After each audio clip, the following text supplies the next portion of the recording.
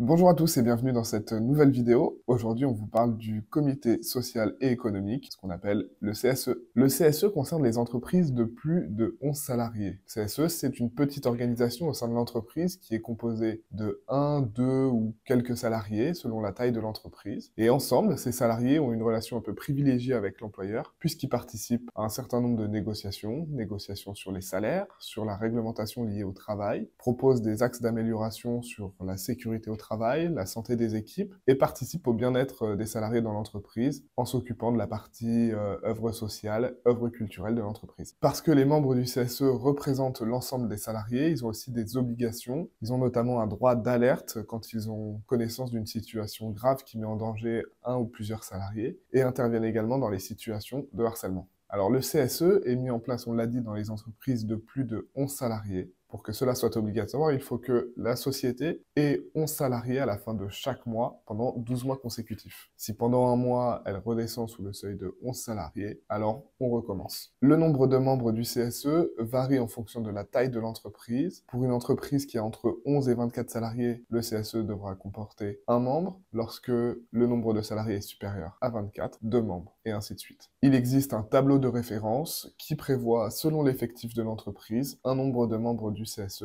à élire. Quelles sont les conditions pour pouvoir être élu membre du CSE? Pour pouvoir être élu membre du CSE, quelques conditions sont à respecter, mais elles sont assez normales. On y va. La première est l'âge, il faut avoir 18 ans pour pouvoir être élu membre du CSE. La deuxième est l'ancienneté, il faut avoir un an d'ancienneté minimum pour pouvoir être élu membre du CSE. Et enfin, il ne faut pas que le potentiel candidat ait une relation avec l'employeur, c'est-à-dire qu'il soit conjoint, enfant ou proche de l'employeur. Dans les entreprises de plus de 24 salariés, il faut constituer ce qu'on appelle des collèges de salariés, c'est-à-dire des groupes au sein du CSE qui représentent catégories de salariés par catégorie de salariés. On peut par exemple définir une catégorie ouvrier, une catégorie technicien, une catégorie cadre, de telle sorte à ce que toute l'entreprise soit représentée au sein du CSE. Il faut également veiller à la parité, de telle sorte à ce que le CSE soit composé d'autant d'hommes que de femmes. Comment organiser le temps de travail des membres du CSE? Alors, les membres du CSE ont un travail effectivement et occupent des fonctions dans l'entreprise, en plus d'être membres du CSE. Ils ont donc un créditeur qui est spécifique selon la taille de l'entreprise et qui leur permet de travailler à leur fonction de membre du CSE. Le créditeur est de 10 heures pour les entreprises de 11 à 24 salariés. Il est de 20 heures pour les entreprises de 25 à 49 salariés. Ce créditeur ne se rajoute pas aux heures habituellement travaillées par le salarié, il ne se rajoute pas aux 35 heures, il est déduit des 35 heures et permet au salarié d'occuper ses fonctions. Ces heures sont des heures de travail finalement rémunérées. Il est important de noter que le temps passé en réunion n'est pas à décompter de ce créditeur. Le temps passé aux réunions en CSE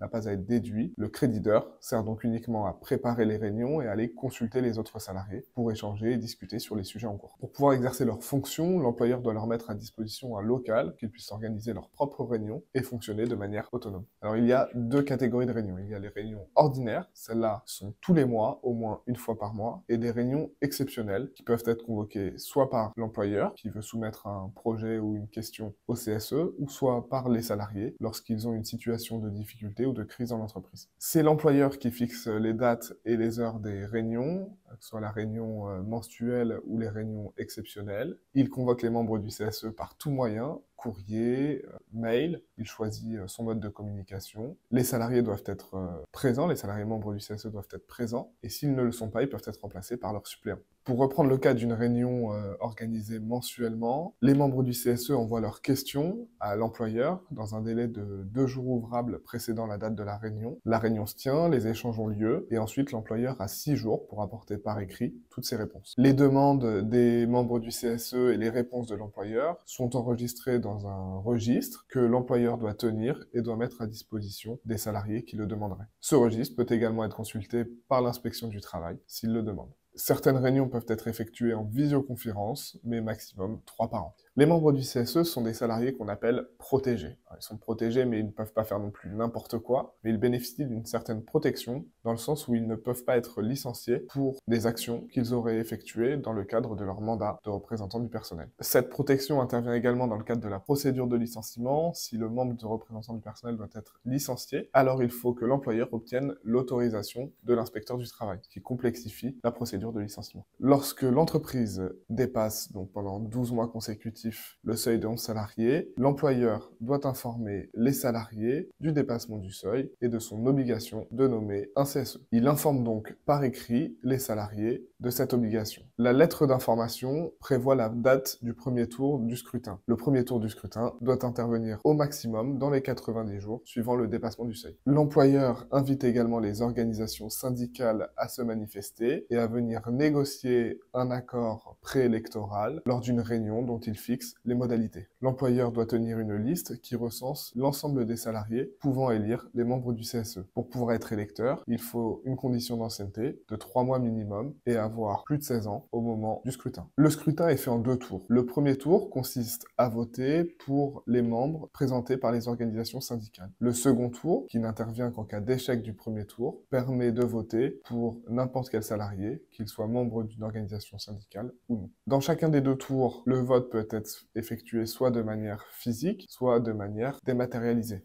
L'employeur prévoit les modalités. Lorsque le premier tour échoue, c'est-à-dire qu'il n'y a pas de salarié nommé, le second tour intervient. Le second tour doit intervenir dans les 15 jours qui précèdent le premier tour. Il existe 3 cas où un second tour doit être organisé par l'employeur. Le cas le plus courant et le premier, c'est le cas où les organisations syndicales n'ont pas présenté de candidat et donc on fait appel à tous les salariés de l'entreprise pour trouver un membre du CSE. Le deuxième cas est le cas où le quorum d'électeurs n'est pas atteint, c'est-à-dire qu'il faut un nombre minimum d'électeurs pour que l'élection soit valide. Et si ce nombre n'est pas atteint, alors il faut organiser un second tour. Et enfin, le dernier cas est le cas où le nombre de membres du CSE n'est pas respecté, c'est-à-dire que le nombre de candidats présentés par les organisations syndicales n'est pas assez important pour couvrir tous les postes de membres du CSE. À l'issue du second tour, il peut se passer 2 choses. Soit le CSE est complètement constitué et prend sa place et une première réunion doit être convoquée, soit il n'y a pas de membres pour le CSE et auquel cas l'employeur établit un PV de carence. J'espère que cette nouvelle vidéo vous a intéressé. N'hésitez pas, je pense qu'elle va apporter beaucoup de questions, à nous les poser directement en commentaire. On fera un plaisir d'y répondre. N'hésitez pas à nous contacter pour toute demande liée au CSE et on se retrouve très vite dans une prochaine vidéo. À bientôt!